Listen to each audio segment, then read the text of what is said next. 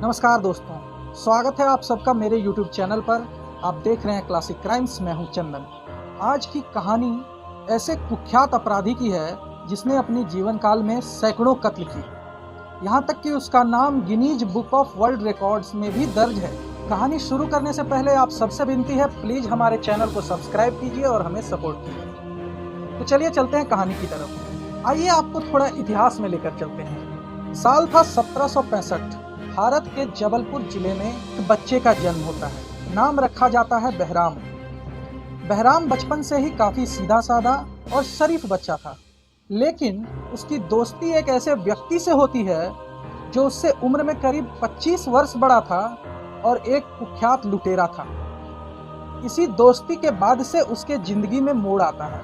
इसी मोड़ ने उसके नाम को इतिहास के पन्नों में सबसे कुख्यात अपराधी के नाम पर दर्ज कर दिया। दरअसल उससे जिसकी दोस्ती हुई थी उसका नाम था सैयद अमीर अली, और वो अपने समय का एक खूंखार लुटेरा और अपराधी किस्म का व्यक्ति था। सारे दावपेच सैयद अमीर अली ने ही बहराम को सिखाए थे, और 25 वर्ष की उम्र से ही बहराम एक हत्यारा बन गया। उसकी हत्या करने की तरकीब भी बहुत अनोखी थी। वह अपने साथ हमेशा एक पीला रुमाल और एक सिक्का लिए चलता था। जब भी उसे हत्या करनी होती थी तब उस पीले रुमाल में एक सिक्के को फंसाता था और फिर उसी रुमाल से गला घोंटकर किसी की हत्या करता था। वह ऐसा इसलिए करता था क्योंकि इतने बड़े हत्यारे को खून से डर लगता था। उसे खून देखना पसंद नहीं था या फिर डर लगता था, इसलिए वह हमेशा अपने साथ रुमाल लेकर चलता था और हत्या करने के वक्त में उस रुमाल का ही इस्तेमाल करता था। 25 साल की उम्र में ही उसने हत्याओं का सिलसिला शुरू कर दिया। उस वक्त उस दौर में ना तो कहीं स्ट्रीट लाइट होती थी और ना ही किसी तरह के सुख सुविधा लोगों के लिए थे। सड़क पर लोग पैदल ही यात्रा किया करते थे। तो पैदल यात्रा करने वाले लोगों को रात के समय में अंधेरे का लाभ उठाकर वो उनकी हत्या कर देता। उसके बाद उनके पास जो कुछ भी होता उसे लूटकर अपने साथ लेकर चला जाता। उसने अपने गिरोह को इतना बड़ा कर लिया कि करीब उसके गिरोह में 200 लोग थे, जिसका सरदार बहराम था। उसके गिरोह में लोगों की भर्ती करने का भी एक अजीब तरीका था।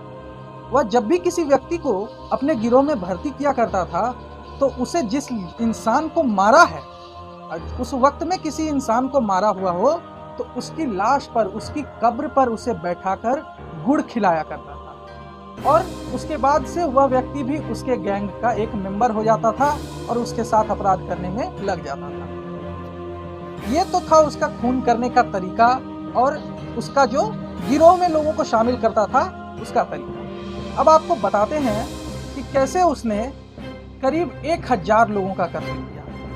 दरअसल वो लोग क्या करते थे कि सभी एक जगह पर छुपे हुए होते थे और भेष लिए रहते थे। किसका? तो यात्री का।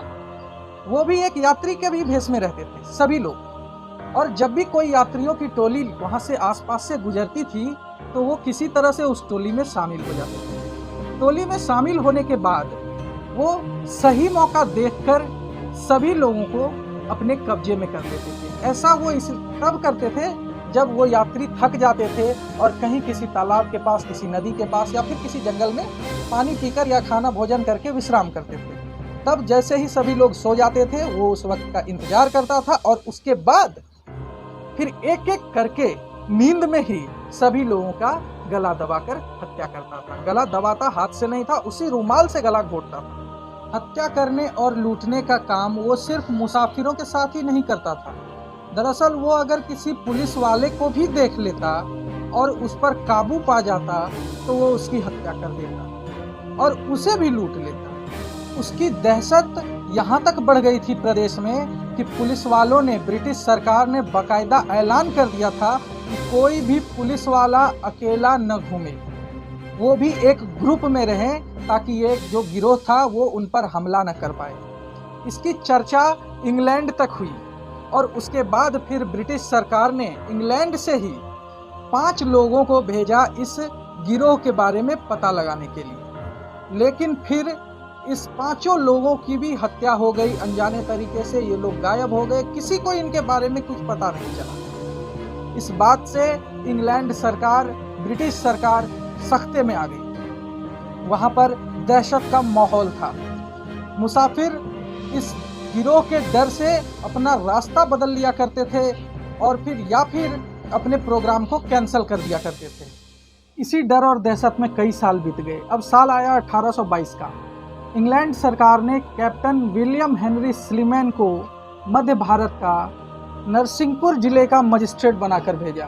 कैप्टन स्लीमैन शहर शहर, जंगल जंगल सिर्फ इस गिरोह का पता लगाने के लिए भटकते रहे, लेकिन उन्हें कोई कामयाबी नहीं मिली। इसी बीच ब्रिटिश सरकार ने भारत के गवर्नर जनरल के तौर पर लॉर्ड बेंटिक को भारत भेजा। लॉर्ड बेंटिक की सिर्फ एक ही मंशा थी कि किसी तरह से भारत पर अंग्रेजों का परचम फहराया जाए, लेकिन एक कठिनाई उनके सामने थी, वो थी ठग बहराम का गिरोह। ठग बहराम के गिरोह से अंग्रेज सरकार भी डरती थी। इसलिए लॉर्ड बेंटिक ने सोचा कि अगर हमें तरक्की करनी है, आगे बढ़ना है, तो इस गिरोह को सबसे पहले किसी न किसी हालत में पकड़ना होगा।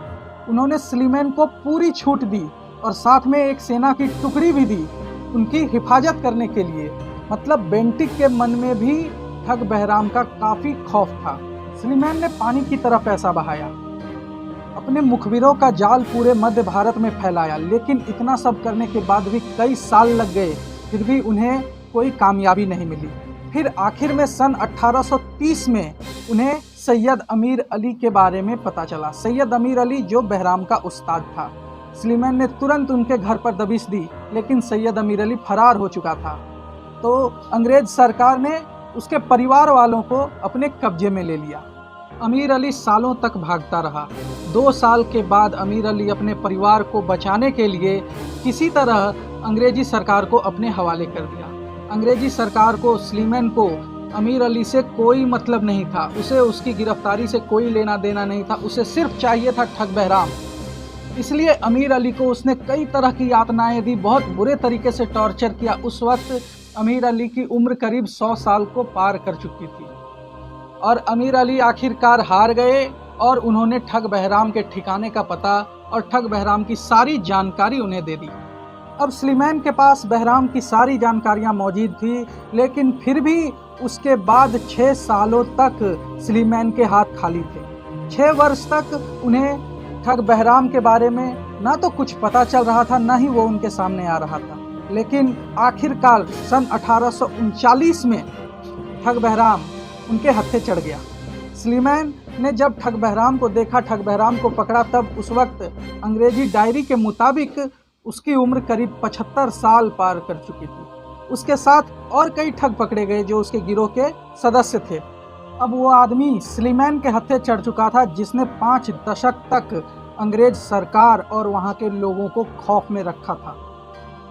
अंग्रेज सरकार ने फिर उसके ऊपर मुकदमा चलाया। करीब 2 सालों तक मुकदमा चला। इसी बीच स्लीमैन को और भी अधिक जानकारियां मिली, जिसमें पता चला कि ये ठग का जो गिरोह था वो एक सांकेतिक भाषा रामोसी का प्रयोग करता था, जिसके कारण किसी और को इनके बारे में कुछ समझ में ही नहीं आता था। इस भाषा से वो लोग सिर्फ संकेत के माध्यम से ही एक दूसरे को सभी जानकारियां दे देते थे, जैसे काफिला कितना बड़ा है, उसमें कितने सदस्य लगभग होंगे, कितनी ताकत है, कितने उसके पास धन होंगे। हर तरह की जानकारी वो लोग इस सांकेतिक भाषा के रूप में शेयर कर लेते थे और किसी को कुछ भी पता नहीं चलता था। और इसी सब के कारण वो लोग जल्दी पकड़े नहीं जाते थे। ठग बहराम ने यह भी बताया कि उसके गिरोह के हर एक सदस्य को हत्या करने का तरीका उसी ने सिखाया था। ठग बहराम ने अदालत में ये कबूल किया कि करीब 150 लोगों का कत्ल उसने अपने हाथों से अकेले किया है और बाकी कत्ल उनके सदस्यों ने किया था। कुल कत्ल की जानकारी 931 मिली, जो अंग्रेजी सरकार की डायरी में दर्ज है, लेकिन ऐसा माना जाता है कि बहराम और उसके गिरोह ने हजारों लोगों का कत्ल किया। आखिरकार सन 1840 में मध्य प्रदेश के कटनी में ही एक पेड़ के सहारे बहराम समेत 40 ठगों को फांसी पर लटका दिया गया और बाकी जो ठग बचे थे उन्होंने अंग्रेजी सरकार में शरण ले ली, उन्हें सुधार गृह में भेज दिया गया। तो इस तरीके से एक खौफ का दौर और दहशत खत्म होता है।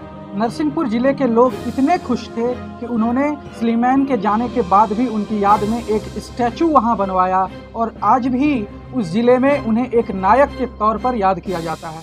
तो ये थी कहानी ठग बहराम की। अगर आपको ये वीडियो अच्छा लगता है तो ज़्यादा से ज़्यादा इस वीडियो को शेयर कीजिए, ज़्यादा से ज़्यादा लोगों तक पहुँचाइए। मिलेंगे फिर कभी हम आपके साथ किसी और नई कहानी के साथ, तब तक के लिए शुक्रिया।